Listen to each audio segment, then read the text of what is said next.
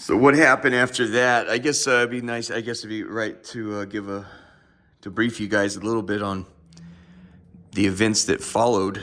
Um, that little red jump there, little putt-putt with the canopy on it. That's federal. The first things I notice are, one, there's zero upgrade. When the buyers do their jump, there's no upgrade on the wheels. Incidentally, it's something buyers, it's a tell. FBI has them trucks identical to that, except for they're white and the canopy is a little more bubbled out. That's federal. Okay, there's Secret Service, right? Even that, I think. So you got a unique agencies here. That's actually a GT, Grand. I think it stands for Gran Turismo. I think it's a Mustang electric, I think. 2024. Hasn't moved in several days. There's Secret Service for sure.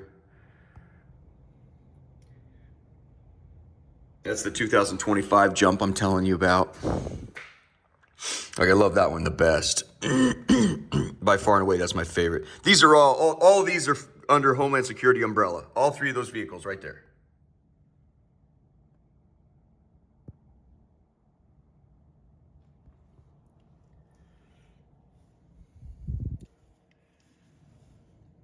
I even put this Silverado pickup or whatever it is, that four-door blacked out windows, I put that under federal.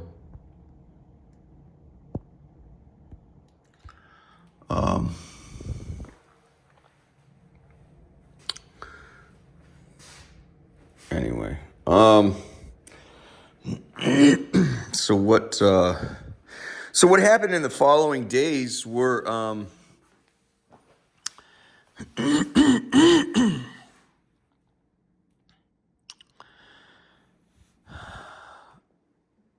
yeah, Mary was looking out for me big time.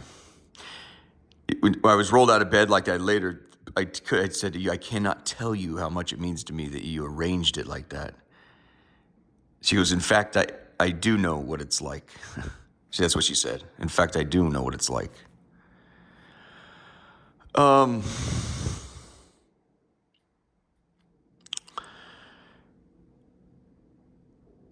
I received a text message from my boss on Capitol Hill. Incidentally, everyone was getting cranked up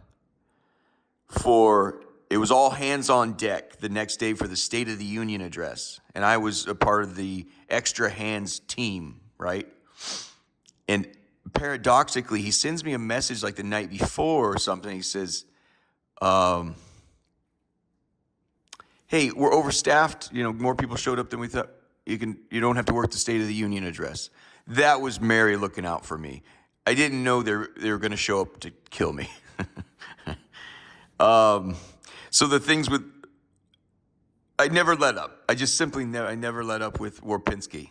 You're mine, you're mine, you're mine. Then he says, okay, I'm yours. And I said, you're still mine. I'm not, this is not, this is never going to end. And so he makes yet again another play with Homeland Security. He has to contact them again. There are no further text messages. I showed them all to you guys. That was all of it.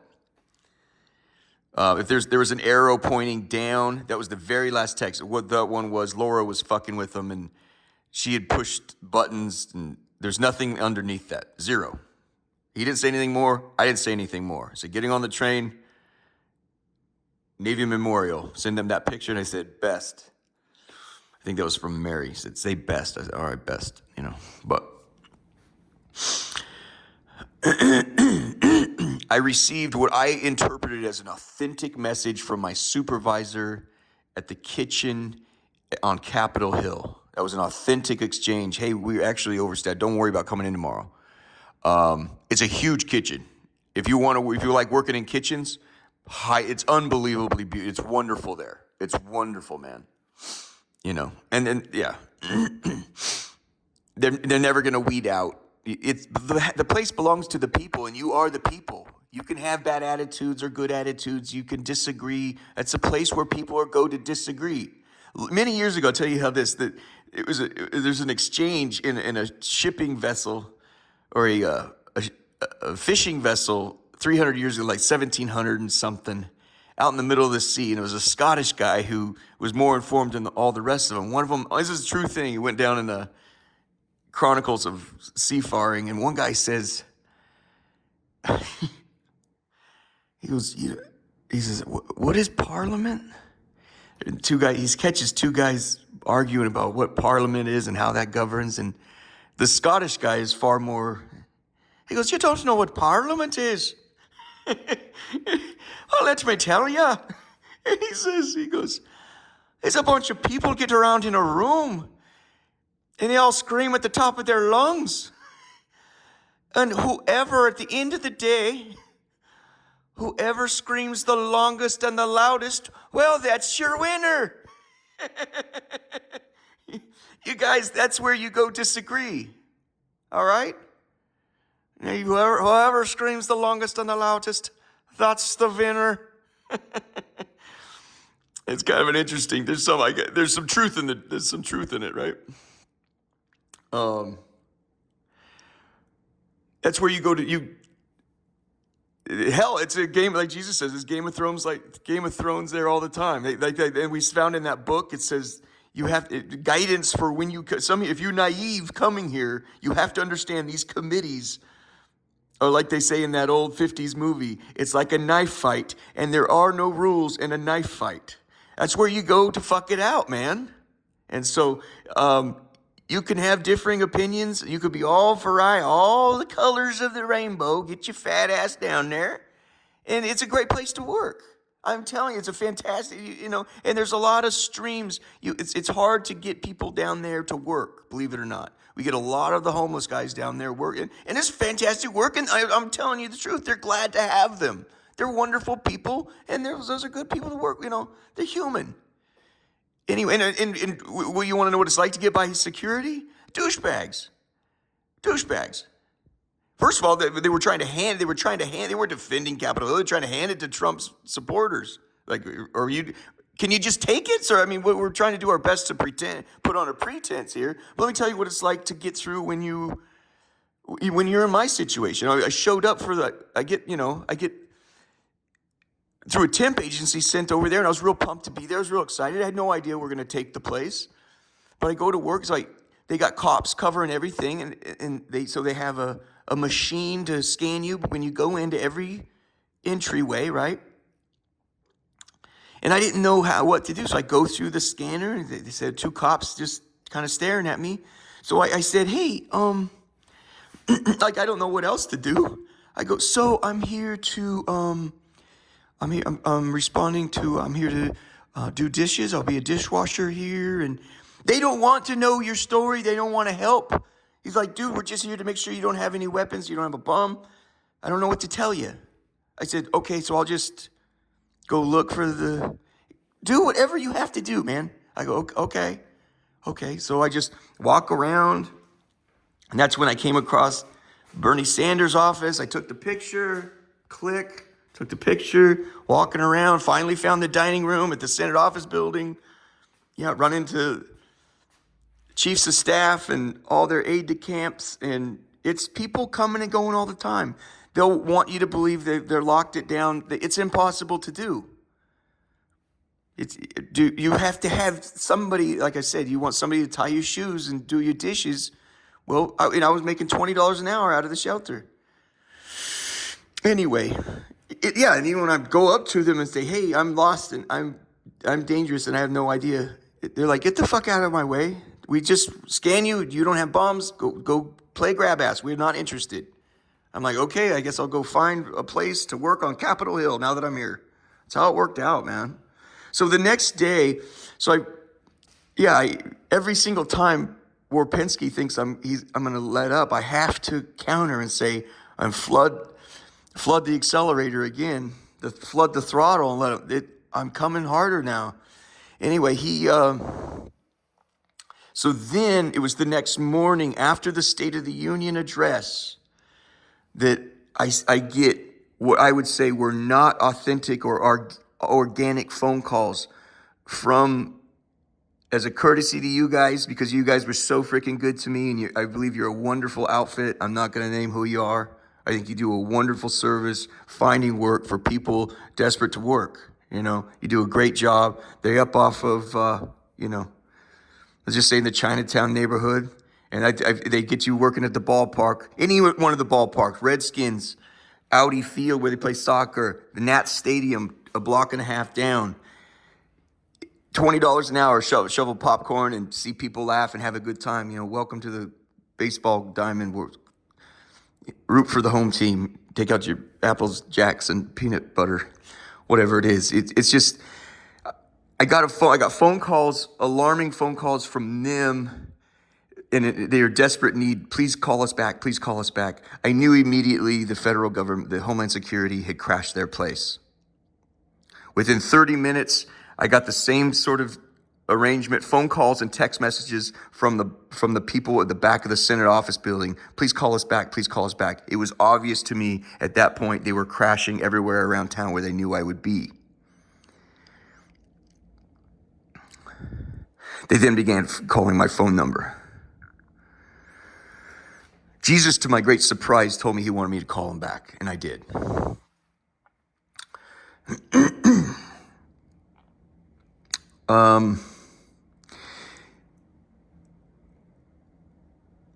Who's the guy that shot Lincoln? The Virginian, the Shakespearean actor, dashing young man. He said, see, then you got homeboys coming out here too. Yeah.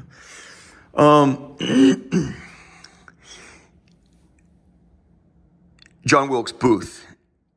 John Wilkes Booth was killed 13 days later. They shot him. He was found at a farmhouse. An old man on his deathbed made a deathbed confession. He says, I have to tell you now that I'm dying, I hid John Wilkes Booth, and I would like to tell you how that happened. He was a bootlegger for the South, and you had to get, so there was kind of a curtain. You couldn't get supplies there was a blockade. You couldn't get supplies to certain, made it very difficult for the South to survive in the war and so forth. But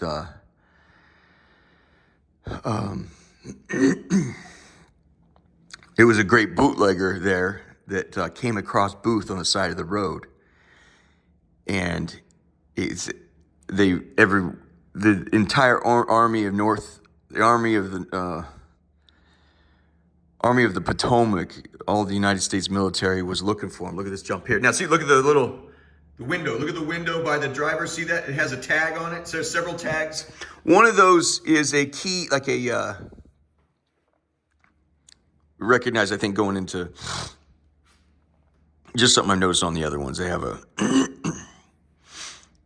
don't know, anyway, kind of, I think keeps track of them. Or helps them get in the garages or something. It's just that I've noticed on the front, and by the steering wheel on the glass. See down there? They seem to all have that sort of thing. So, yeah, maybe just help scan when they get into events or something. I really don't know. But it was so the man said, the whole United States military is looking for you. He says, this is how I was able to hide him. He says, it's very simple. I told Wilkes Booth, I just took him out into the forest right there. I just said, don't move, don't go anywhere. The United States military will blow right past you. And with that, the historian actually said, with that small move, he checked the entire army of the Potomac. They blew right past him. And we pulled the same thing. It didn't occur. And when Jesus said, I have good news, bad news. Good news is you don't have to go far. Bad news is you're staying right here. The same exact spot where they rolled me out of bed. I never moved. And with that move, we checked the entire federal government, into all of Homeland Security and all their little corporations underneath Homeland Security. Kind of a whole bunch of duplication of efforts, guys, to do absolutely diddly shit, huh, boys?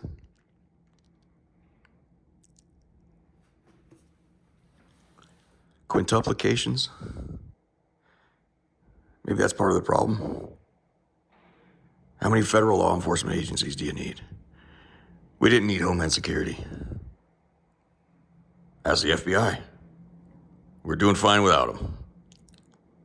It was for morale coming out of September 11th. We need people to think that, and they want shit to do for them, right? Because all the best agents are already working for FBI and CIA.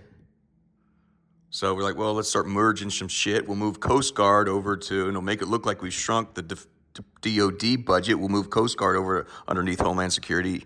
Done videos out there. You guys share those G550s. That's pretty fucking slick shit. Can't get the niggers a nice bed, but you're in a G550. It was wholly unnecessary. Homeland Security. Nevertheless, it's a quintuplication of efforts, and you still can't fucking get it right.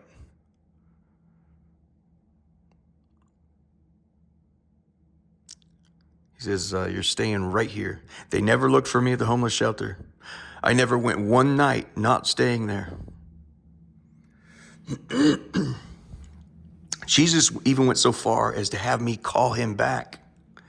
I'll say this about my conversation with him. I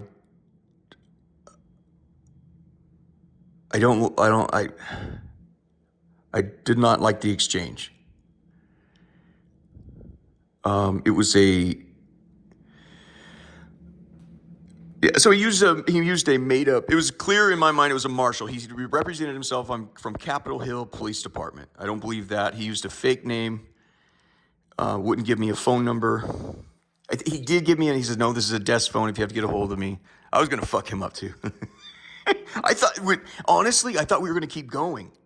If you want to know, like I legit, like I'm telling you, the blade in my hand that Jesus had handed me, I thought we were just going to keep mowing people down. I'm not kidding. I thought he was next. And he gave him, it was clearly a false name. I said, what's your name? He says, Officer Guest. And so with that, I deduced immediately it's a marshal has been called into Capitol Hill right there and represent, that's the truth. It's actually, there's truth, like nominative determinism, like I was saying in those messages, that's exactly right. He's a guest out there, right? I didn't like my conversation with him because of the guile. Even when I'm doing wrong, I have to be blunt and I don't have good intentions here. It's a weird thing. I don't know. But he just, he was the guile. It was the guile I couldn't stand. He goes, no. I mean, he just laid it on thick. Like, no, we're buddies. I mean, I like, for that reason, I hate you. He had this sweet, homegrown, Long Island twang. He'll know who he is. That was the part about him that I hated. It was like he presented himself to me as if he was human, and he appealed to my humanity to come on down. Oh no, honestly, I'm serious. And he sold it with this conviction. No, you're not in any trouble at all. It's just it's a real pain in the ass. I have to hand you a no trespassing. A cause for no trespassing is just, once you have that, I'm off the hook and I can let this whole thing go. I mean, he went to great lengths on selling me on why we should get into bed together. And Jesus said he was going to roll you in the worst way. I actually believed him. I'm like, yeah, that's how good he was. It's the guile I couldn't stand. And that was what happened in the Garden of Eden. It's like, no. Honestly, I don't know where you come up with that. Look, I don't have an agenda. I don't have a dog in this fight. It just seems to me you have bad information. It has never been the case before that you're not allowed to eat from that tree. I'm sorry, I didn't want to butt into your affairs. It just seems to me that you have bad information. No. My only guess is once you eat from that then you have the information like God. You'll know the difference between good and evil. I imagine if he said he don't want you to eat it, that's probably the reason why, but no, that's never been a thing. I'm not trying to butt in. It's just, sounds like you have bad information. He sold it from his soul. That's why I can't lie. I don't like that guy. I have to make it clear, like with Warpinski or even women I'm trying to screw around with, when I'm, backsliding all the way to hell, I make it clear I have the worst of fucking intentions. So you might look at me like a rotter. No, I can't stand niggas that do that. No, we're good, man. No. I spoke with, this is what I told him. I said, spoke with my legal counsel. They completely disagree. No. Okay, no, they misunderstand too. Can you put him on the phone for me? I said, no, you're going to have better luck with me, asshole. I mean, just sold the whole thing through the roof. Like, that's their only play. They applied no effort. If they can only seduce you down here to fuck you in the ass. Jesus made it clear, dude, like they are going to take you down.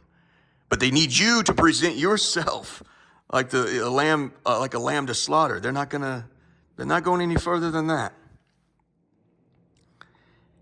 And at one point, I thought I had permission from, I said, Officer Guest, I have to tell you, after speaking with counsel, you can go fuck yourself. And right before I say that, Jesus goes, no, don't do it. Don't do it. And so we're speaking with counsel. I promise you, I had it loaded in my lips. I can say, you can go fuck yourself. I can't stand the lies. I'm weird. Yeah, obsessed with honesty is an obsession. It repulses me when I hear it from other people. Jesus said, Jesus goes, say this. I'm not kidding. He goes, tell him we're gonna play Fox all spring. That's an interesting saying, Anyway, it was shortly after that we just started using the camcorder here, and a lot of the stuff I was just doing with the governments. Everyone has a right and almost an obligation to know where your money's being spent, how you're being governed, and obviously, anyway. But we did a lot of historical stuff too. There was a lot of I looked up on, I think it's a website called Boundary Stones. And I was just waiting to be grabbed and nabbed. And, so there's all these historical sites in town that I did. The British were here, the dueling grounds out there where they had a problem here. You had to go to the city line. I went to the dueling grounds. We did video out there. I mean, we covered so much, Library of Congress. And of course, it was started pretty easy to say, well, if you wanted to roll this, I've studied a lot of war and history. If you wanted to roll this base, this is how I go about doing it. And then it just slowly started, we started building on that, basically, So it's kind of a mixture and a braided approach to a history of the country and a history of the federal city and the wars that have helped, create the situation we're in now. All the while I expected at any turn to come out of the salon. I can't tell you how many times I came out of that salon thinking they'll be waiting I'll be arrested. And here we are. Not only have I been waiting to be arrested around every corner, here we are now. They have put me up in a penthouse, and, it just kind of really goes to show you this government doesn't know how to govern. More government and more money is not the answer, and especially when you're, like I said, you remove the governor from society, you remove religion from society, and there's a lot of quick benefits to that. It's kind of like you'll see that in college football.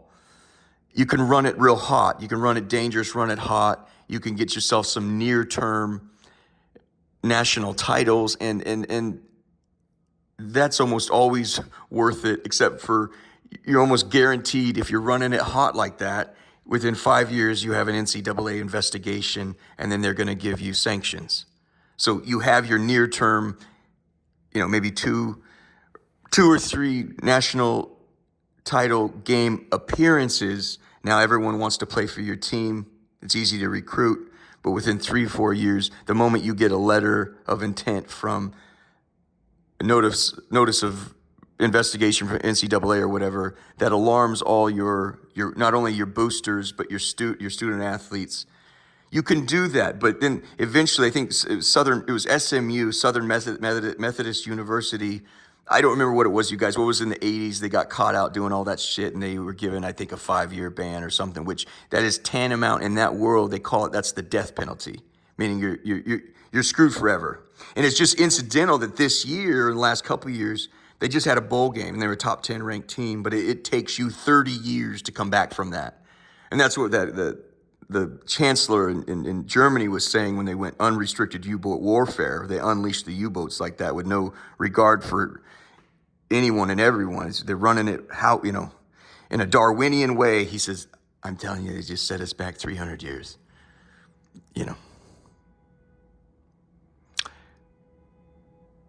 Would you like me to conclude? Is that it? We're done?